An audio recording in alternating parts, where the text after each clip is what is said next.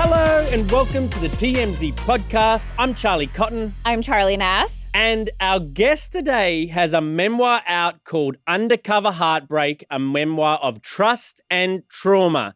The author, Koryeah Dwanyen. Is that correct? You failed, Charlie. Oh, no. Correct me. How do you pronounce your name? Koryeah Dwanyen. So just a little bit more relaxed, more emphasis on the Y and a natural flow. Love it, love it. Well, in the memoir, you revealed many things. I mean, the big news coming out of your memoir has been this little invitation to shack up with a Secret Service agent at Barack Obama's vacation home in Hawaii. But yeah, I know there's a lot more involved, so we're going to get into it. Welcome. Thank you very much for being here. Welcome, Koryeah. For having me, Charlie and Charlie. Woo woo. Okay, so kind of like Charlie said, big headlines came out of your memoir, which just came out in October. You talked about how in 2022, this agent, Secret Service agent, you were talking to romantically. He had basically invited you to come and, get down with him when he was overseeing President Obama's house in Hawaii when they were not there, when the Obamas were not there. So break it down for us. What exactly happened? So the invitation wasn't to come and get down in her bathroom. We were dating at the time, and I visited him in Hawaii where he was there for a couple weeks on their detail. And so the invitation initially was to just come and hang out, watch football. He was working at the time. And I declined several times. He was definitely insistent on me joining him, reassuring that he was there alone. And, and me naturally, I'm like, I don't feel comfortable being in someone's house, especially that status of a home, without an invite from them. And I expressed that and expressed some concern that I could potentially get in trouble and that it just felt gross. And he reassured me that it was okay and that if anything, I wouldn't be the one to get in trouble. It would be him because he was allowing me on the property. So at any point, did he kind of insinuate that he wanted to have sexual activity, or did he only say, oh, we're just hanging out? How did that all happen? Not prior to arriving at the home. And as you know, I kind of explain it a little bit in the book, whereas we're sitting in it's called the command center, the command room, watching football at the time. And it was after the tour of the property and someone had showed up and it was just a little bit of a disaster. And I was really uncomfortable and ready to go. And yeah, we were sitting on the sofa. It's like a sofa seat, but they're separated almost like individual chairs in this particular sofa. And the ask was, hey, we had previously talked about it the night before, kind of just like our individual desires, sexual desires. And he used that one as an opportunity to establish sort of like the Mile High Club credential. So you're referring to when he asked you if you wanted to have sex in Michelle Obama's bathroom, aren't you? Yes. And so he was inviting you over to watch football, and then you were like, I don't know. But at a certain point, you agreed and you went over and you watched football, and then he sort of propositioned you further. And then how does the rest of sort of the afternoon play out?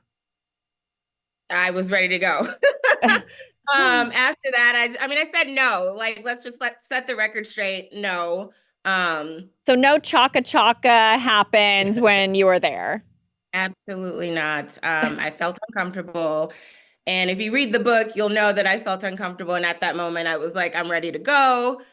He called me an Uber. And then some things happened that were major red flags, obviously, in the command center. But also when I was stepping into the Uber asked for a person by the name of Richard. And I assumed that it was the wrong Uber, wrong person. And I kind of looked back freakishly, what's going on? And he said, it's me, just get in the car. And I was like, your name's not super uncomfortable. And he ended up calling me because he sensed that I was, one, I was ready to get out of there. It was super uncomfortable. And then two, I recognized that he had an alias. For you, he called me. He gave you a fake name all along. So he gave the Uber a fake name, and then I later Oh. learned that that was sort of his separate personality. Richard was, so things unfold after where this Richard sort of comes out to play in several incidents, whereas yeah, so it's Because you refer to him as Dale in the book, don't you? yes, that's a pseudonym. Have you heard from Dale since the books came out? I have not. Okay. And after that incident that day in Hawaii, did you guys stay in touch for a time? Yeah, we were in a relationship up until April. April of this year. April of 2023. Okay. Got it. Okay. So how did the relationship start to deteriorate from that moment because, of him being a Secret Service, trying to get you to do things that you knew were going to be like against the law, probably? No, ironically, no, it did not end at that point. There were several things that built up to the ending of the relationship, whereas it was pretty traumatic, I will say. And one thing that I do want to clear up is that the Secret Service was not aware that I was in the Obama's home until after we broke up. And this was after a series of events happened where, I don't know if I can say this on live, but like suicidal threats were made. Wow. There were outlandish threats of, taking several individuals' lives. And at that point, I was concerned for not just like my safety and the safety of my family, the safety of his family, as well as his life. And so I, in fact, reached out to the authorities and I reached out to his boss and let him know some of the events that took place. And Dale was very much aware of that. We were actually on the phone when I was emailing his boss to let him know a lot of the things that had transpired. And the natural flow was Secret Service came out to interview me. It was about a 4-hour interview at a Starbucks, 10 minutes away from my house. So it's very intense and traumatizing. Wow. So I just want to go back to, him inviting you over to watch football. What was the process like to get into the house? And when you got in, were there like family photos hanging up? Like, set the scene for us about how it was when you first arrived. I don't know that I want to share that. I feel like that's personal for them. Did you feel like icky when you were there? Like you were in somebody's personal home? Yeah, I already established that. I'm surprised, that there weren't like cameras everywhere. Security, like ring cameras. He's just one guy, and then I would have thought they'd have more security than that. There's very much a lot of security. And so that's where, the proposition came for that particular area where there were no cameras. And I don't know the process of if there's a secondary or third person or third party or something like that that evaluates or looks at the camera and the imagings and the folks that are there. But there's definitely cameras that are present throughout the entire property. That makes me think that it might be a larger issue than just Dale, that there would be other people who are aware of that situation, maybe other situations. If they're allowing Dale to do something like that, maybe it's an issue within the entire Secret Service. I don't know. Do you think other Secret Service agents maybe get down secretly when they're put in charge of taking care of vacant homes like that? That's not for me to speculate. Right. Okay.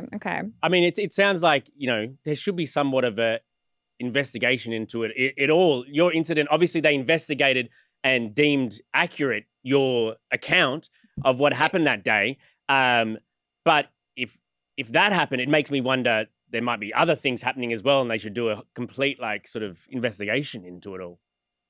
I mean, yeah. Right. This is definitely a possibility. I can only speak to my situation. Would you ever date a Secret Service agent again? I don't want to generalize, but you know how people are like, oh, I don't want to date a Sagittarius or I want somebody in Chicago. I would not. How? Sorry, go on. No, I saw some things. So yeah, no, I would definitely not I hate generalizing, but yeah, I wouldn't date another agent. How do you even meet a Secret Service agent? You have not read the book, Charlie. I haven't. I'm here to get the plug. Yeah, so we met in Martha's Vineyard. I knew he was an agent at the time. I was there on with some girlfriends on vacation. There was an alum week, and we had a final night at this beautiful restaurant. Gardy's is probably don't mention our name ever again. This restaurant called Guard East, and we had a reception there, and it was beautiful. We were all socializing, having cocktails, appetizers. It was beautiful out. And in walks this swarm of men in suits at the time. And we were all just kind of like, why are you invading our space? Who are these people? And then lo and behold, we realized Michelle, Barack, and other celebrities were also in it, like coming into attendance. And the restaurant there's like two different buildings and it connects by a bridge and there's a little outside atrium. And so the Obamas and the other folks were on the other side of us. And then we figured out that's how we met. And so I can tell a little bit more about how we were introduced if you want, but yeah. I mean, I'm just interested. I don't meet many Secret Service people any. So I'm just, it's interesting, like just meeting one and then becoming romantically involved with someone who's got such a special, high profile, job. Interesting, but as a secret, obviously, job. Yeah. Go into a little bit more detail. Keyword on secret. Yeah. Yeah. So my girlfriend was actually taking photos of the event, and she's very introverted, very shy, not one to just go up to random individuals and start talking to them. I'm a bit more extroverted. I'm in sales, and so that's just kind of my personality. She asked me if I would go over to the agent and ask him if I could take photos or if she could take photos with Barack and the president of the the university, sort of like a president meet president photo. And yeah, I went over to him, asked him, started talking, having conversation with him.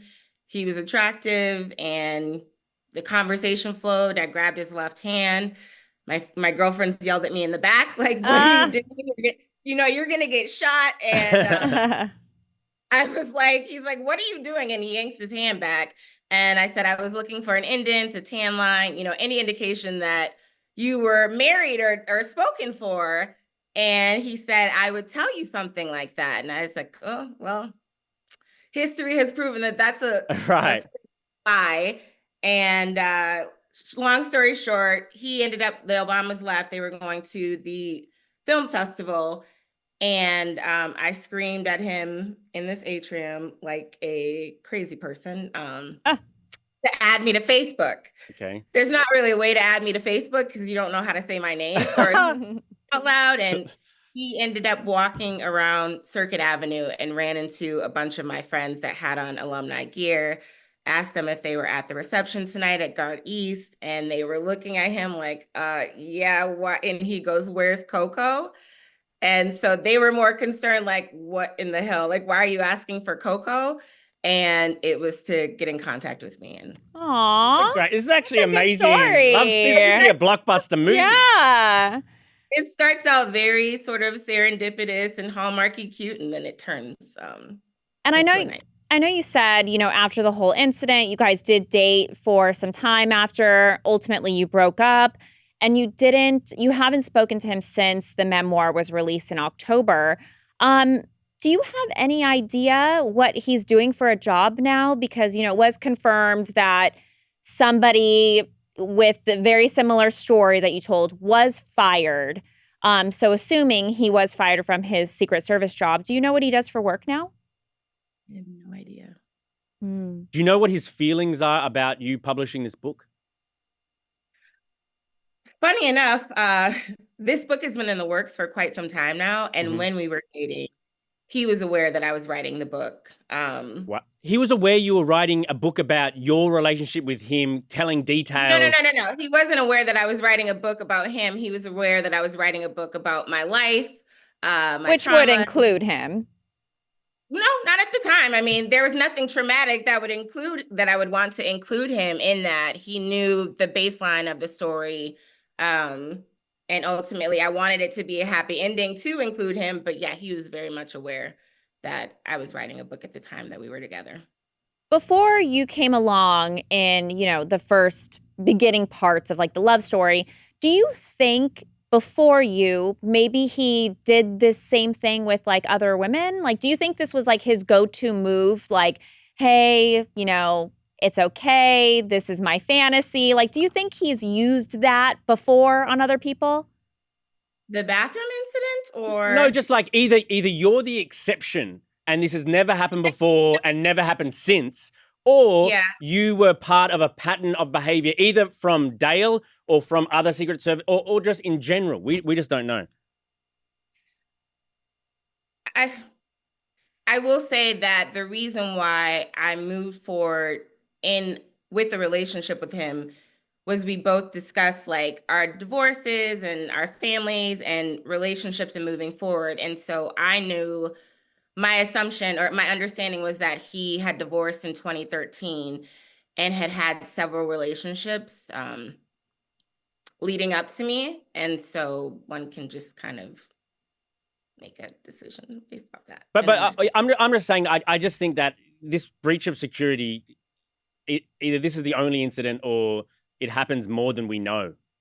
Do you think it's possible he asked other women to come take advantage of the situation when the Obamas weren't home?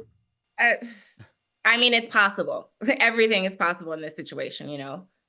Right. He was a tenured agent, and so one can speculate that he had access. So, Do you hope that this book turns into a movie? uh, I mean, that would be pretty awesome.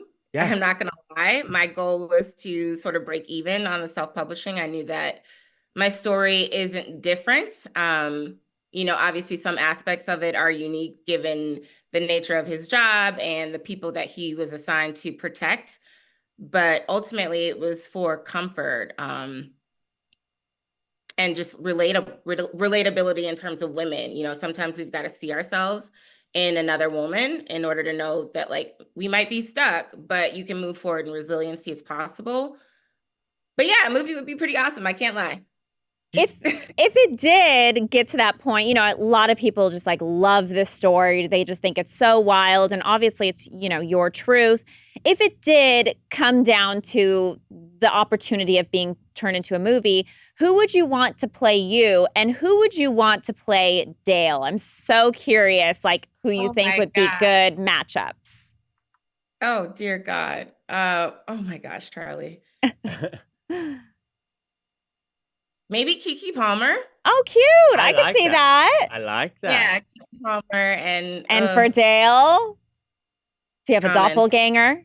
Common. Common. Ooh, Nice. that sounds hard. Nice. Hard. I'm in. I'm in. Have you had any offers, or it doesn't necessarily have to No. be movie offers, but like anyone reach out to you, be like, hey, we love your story, we'd love to have you be the face of bath towels or something, like anything like that? No, not yet, but I'm going to manifest that. I've gotten requests for interviews as of now, but we'll manifest big.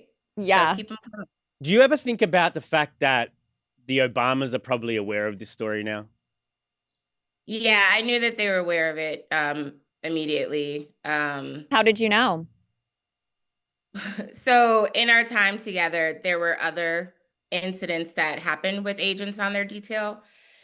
And so he sort of explained to me the process of how it goes down, and they're essentially made aware immediately. And at the time that I was messaging with his boss, we were on the phone together. He asked me to share the email that I sent, and it was this eerie, sort of measured calmness, I think, with him. It was very odd, given the nature of what went down. And he explained to me the process of what would happen.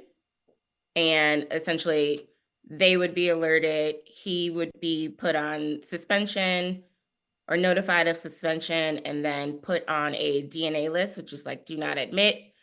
Then they would reach out to me, more than likely fly out to meet me and interview with me, which all happened. They would do an investigation, and ultimately he said, like, not just like everything that had happened with the danger stuff, he would be fired. So So they were made aware of it kind of at the time-ish? Like as a protocol when he was in trouble, right? they were made aware of it when they came out to interview me because of concerns that they stated for like his safety and things that they never found out at the time. They only found out when you kind of told his boss. Yeah. That's a crazy, I mean, that's also like an interesting thing. Like I've had some bad breakups, but I never thought about contacting their boss.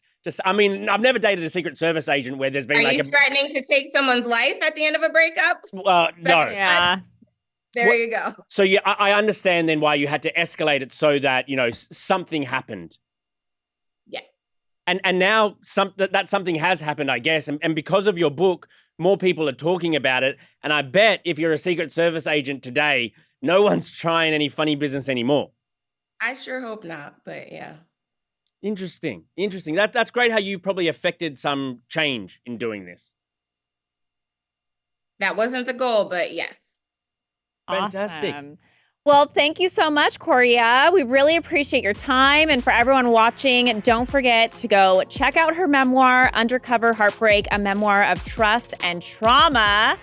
We really appreciate you, and we will catch you next time. Thank you. See you later. Okay. Bye. Have a good one.